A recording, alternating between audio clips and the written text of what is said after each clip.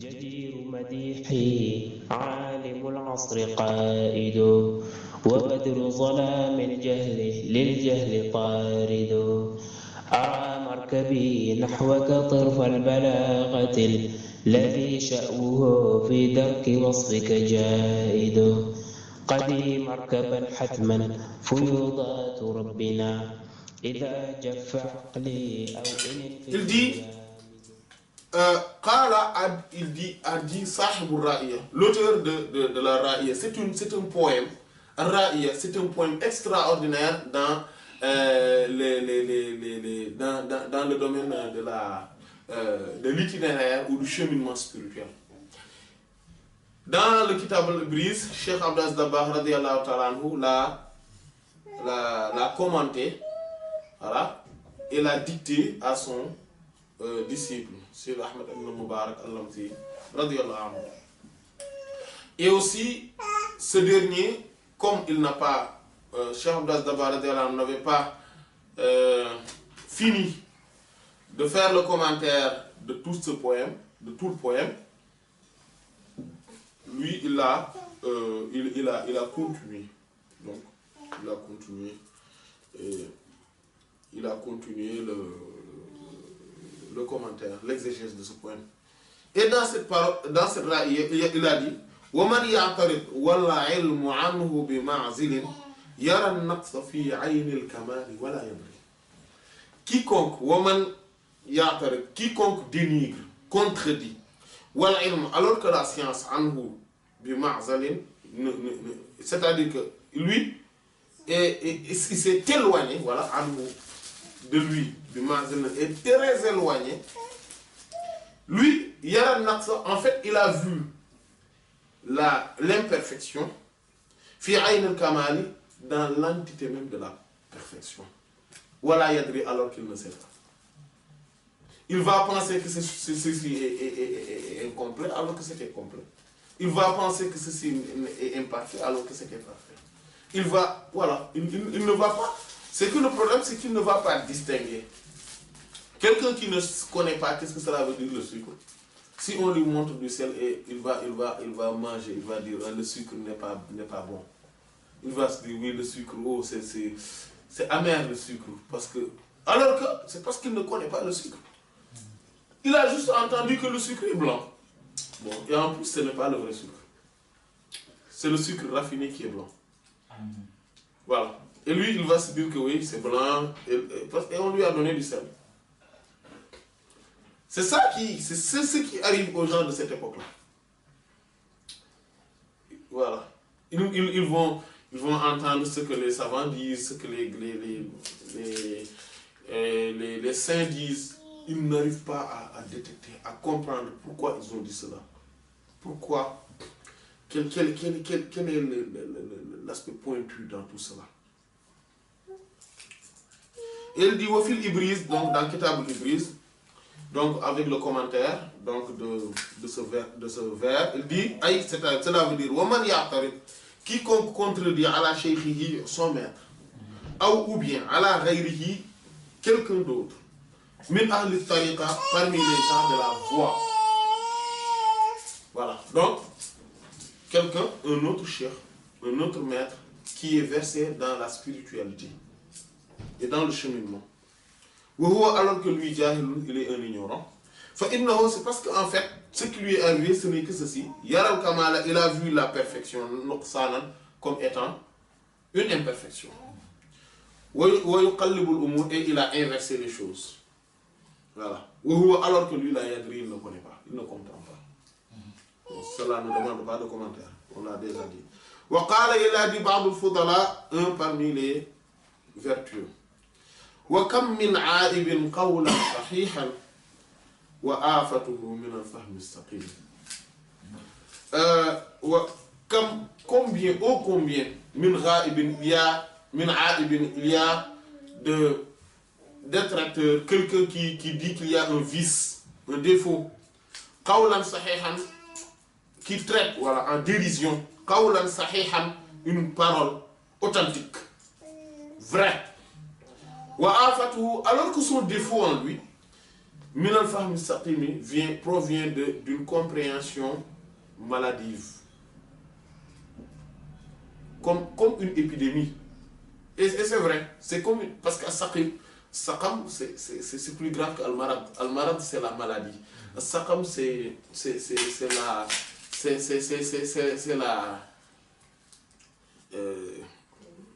comment le mot on l'a demandé tout à l'heure. On vient de le dire. Épidémie. Voilà. Mais maintenant, ça devient une pandémie.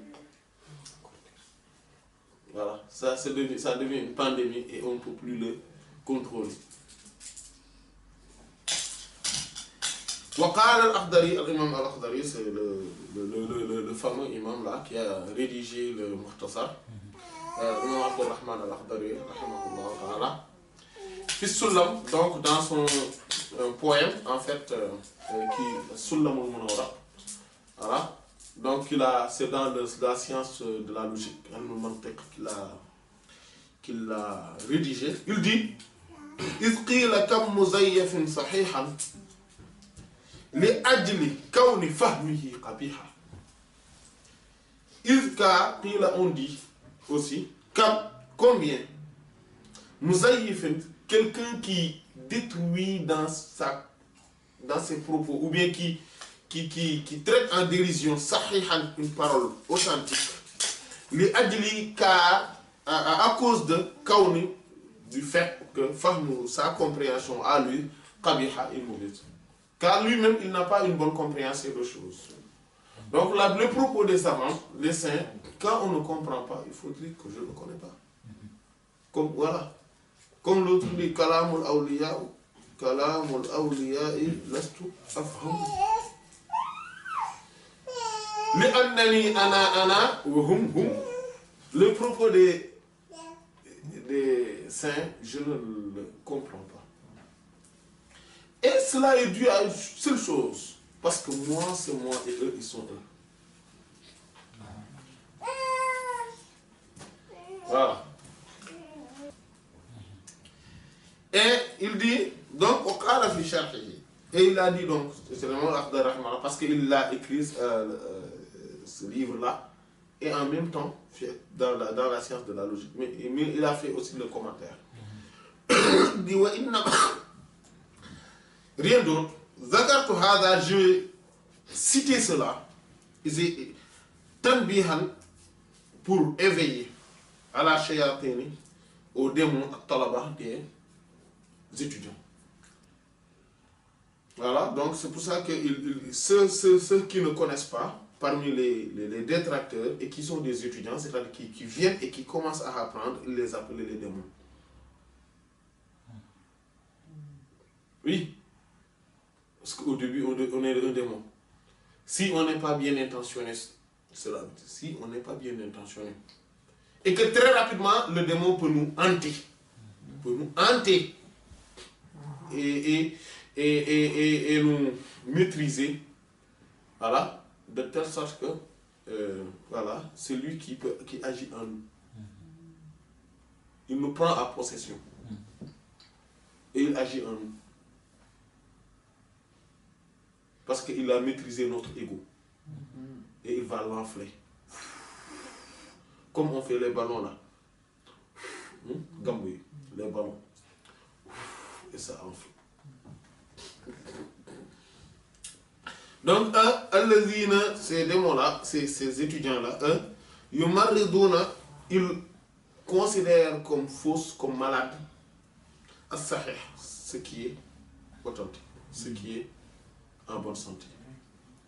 Wa yusahihuna, et ils considèrent comme authentique et comme étant en bonne santé, as-saqima, ce qui est malade. Voilà, ce qui n'est pas bon. Et wama dhalika, et ceci n'est que par li adam insafihim, leur manque de reconnaissance, d'acceptation de la vérité. Wa qillati tawadu'ihim, et la petitesse de leur humilité et modestie. Wa adami muraqabatihim, et le fait qu'ils n'ont aucune vigilance dans leur respect, dans leur convenance, l'il par vis-à-vis de la génération. Voilà. Ou plutôt l'il jalili. Voilà. Vis-à-vis du majestueux, du solennel, allazi qui la yakhfa, ne lui est dissimulé à lui shay'un, rien, fil ardi, sur terre, wala fis sama'i, ni sur le ciel, c'est-à-dire Allah. C'est parce qu'ils ne regardent pas, ne sont pas vigilants par rapport au fait qu'Allah subhanahu wa ta'ala, ils doivent un respect vis-à-vis d'Allah, et qu'ils ne doivent pas se prononcer de cette sorte-là, qu'ils ne doivent pas violer la sacralité de la loi divine. Et Allah, lui, il ne regarde pas celui qui connaît, ya'lamu, c'est kha'inatul a'yuni, la trahison des yeux. Wal mu'minu, et le croyant, le véritable, yaltamisu, il va toujours chercher al-uzra, des excuses, li akhihi, pour son frère musulman. Voilà. Peut-être que ce savant-là, il a dit ceci, peut-être que bon, il faudrait aussi relativiser. Voilà, il faut toujours relativiser. Comme l'exemple de Zamakhshari que nous avions donné. Personne ne peut dire que Zamakhshari n'était pas un savant. Personne. Même si on est en désaccord avec lui sur sa doctrine, son dogme, etc. Mais c'est un savant. Et personne ne peut nier le fait qu'il soit un savant. On ne peut pas lui amputer cela. On ne peut pas lui enlever cela. C'est un Mu'tazili, oui. Et après, c'est un savant quand même. Et en tant que savant, œuvrant dans la religion, et quand même étant utile, parce que beaucoup de gens, après lui, ont beaucoup profité de sa science. Parmi les savants et les saints. Et ses propos sont rapportés dans pas mal de livres, de tous les domaines qui soient. On ne peut pas nier qu'il est un grand savant. Ça, on ne peut pas le nier. On ne peut ne pas être d'accord sur ce qu'il dit. Mais on ne peut pas nier qu'il est un grand savant. Et donc, il mérite respect à ce titre.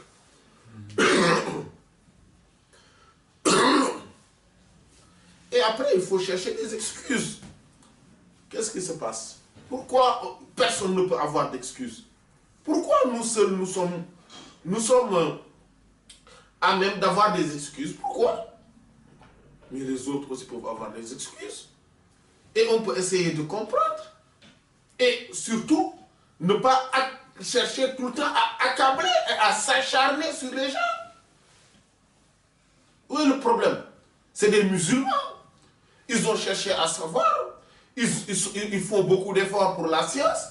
Ils font des œuvres. On ne peut pas dire qu'ils ne sont pas... qu'ils font beaucoup d'œuvres pour la religion. Ils se trompent ou pas, ça c'est une autre affaire. Qu'on ne soit pas d'accord, qu'on se dise que oui, il faut faire attention, etc. Après, ça c'est autre chose. Mais c'est des musulmans. Ils aiment Allah, subhanahu wa ta'ala, et son prophète, sallallahu alayhi wa sallam, et on ne peut pas dire qu'on aime plus Allah et son prophète, sallallahu alayhi wa sallam, que on ne peut pas le dire. On ne peut pas le dire. C'est Satan qui cherche à nous diviser et tout le temps à regarder chez l'autre, voilà, l'imperfection, voilà, ce qui n'est pas normal, ce qui n'est pas bien, etc. Surtout sur ces séries choses dont les savants, auparavant, refusaient de se prononcer. Ce n'est pas parce que les savants d'avant sont moins jaloux par rapport à la religion que les savants d'aujourd'hui, hein, qu'ils ne se prononçaient pas sur telle ou telle parole, etc. Par exemple, que l'imam Ibn Taymiyyah ou l'imam Ibn Qayyim avait dit, etc. ou des choses comme ça. Non, c'est pas parce qu'ils étaient consentants, qu'ils ne connaissaient rien, etc. Non. Mais aussi, il faudrait avoir les limites de chaque chose. Voilà. On ne peut pas retirer que on ne peut pas retirer même Ibn Taymiyya ou leur qualité de savant. Ça, on ne peut pas. Quiconque le dit aussi, lui-même sait qu'il est en train de dire des faussetés. Parce que lui-même n'est pas plus savant. Il ne connaît pas le millième de ce qu'eux, ils savaient. Il ne connaît pas le millième, mais le 100 millième, même le 1 millionième de ce qu'ils savaient. Il faudrait quand même être lucide. Il faudrait avoir une lucidité quand même, à un moment donné. Voilà, on peut dire on n'est pas d'accord par rapport à ça, etc. Il faudrait quand même voilà, dire ceci, dire cela, parce que les savants ont dit ceci, ont dit cela. Mais quant à aller tout le temps à chercher, à s'acharner, à les accabler, à vouloir les traiter de n'importe quoi, mais c'est de l'impolitesse même vis-à-vis d'Allah et de son prophète sallallahu alayhi wa sallam. Qu'Allah nous préserve. Voilà. Voilà. Et donc il finit à dire Waqala sallallahu alayhi wa sallam, le prophète sallallahu alayhi wa sallam a dit Hasbul mu'min, il suffit à un croyant, mina sharri, qu'il soit un mauvais, quelqu'un de mauvais, an yahqira, c'est le fait qu'il soit quelqu'un qui méprise akhahul muslim, son frère musulman. Ce mépris-là, le fait d'avoir un mépris envers le savant, le frère musulman, cela suffit comme étant quelqu'un de mauvais, pour être quelqu'un de mauvais. Mais quelqu'un qui méprise ces savants-là, dont je viens de citer, il les méprise. Mais qui lui dit, lui, qu'il n'a pas fait des erreurs dans sa compréhension de tel ou tel texte? Qui le lui dit? Qui? Voilà. Mais c'est pire encore quand on va dans un niveau plus élevé. Quand on parle, par exemple, des grands imams, comme Imam Al-Bukhari, etc., Imam Muslim, Imam Tirmizi, etc. Quand on parle des 4 imams, c'est encore plus grave quand on parle des 4 imams. Imam Abu Hanifa, Imam Malik, Imam Shafi, Imam Ahmad, Imam Hanbal, etc. Le fait de parler d'eux en les méprisant, voilà, en parlant comme si on parlait d'un gamin, mais qui n'a aucune valeur. Mais même un gamin, il mérite respect et ne mérite pas mépris. Donc tout cela, il faut y veiller. Il dit yuqalu, et on dit également man daqa sadruhu ittasa lisanuhu. Man daqa, quiconque est étroit sadruhu, sa poitrine. Quand on a une poitrine qui est étroite, ittasa va s'élargir lisanuhu, sa langue.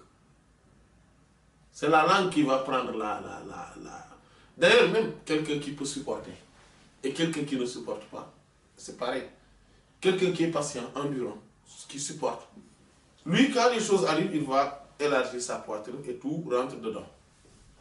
Et comme sa poitrine est un océan, ça va l'engloutir et on n'en parle plus. Mais quelqu'un qui a une poitrine qui est étroite, lui, à chaque fois qu'il y a un problème, tout le monde va l'entendre. Il va en parler tout le temps, tout le temps, tout le temps. C'est pareil aussi dans la science. Quelqu'un qui a une poitrine qui est large, il va savoir que, attention, peut-être que il faudrait faire plus attention. C'est pour ça que c'est ce que les salafs faisaient. On venait dans la mosquée, même pas à l'époque des compagnons, c'est-à-dire là, voilà, chacun se taisait. On parlait de tel, oui, on pose la question. Un tel dit non, regardez tel, etc.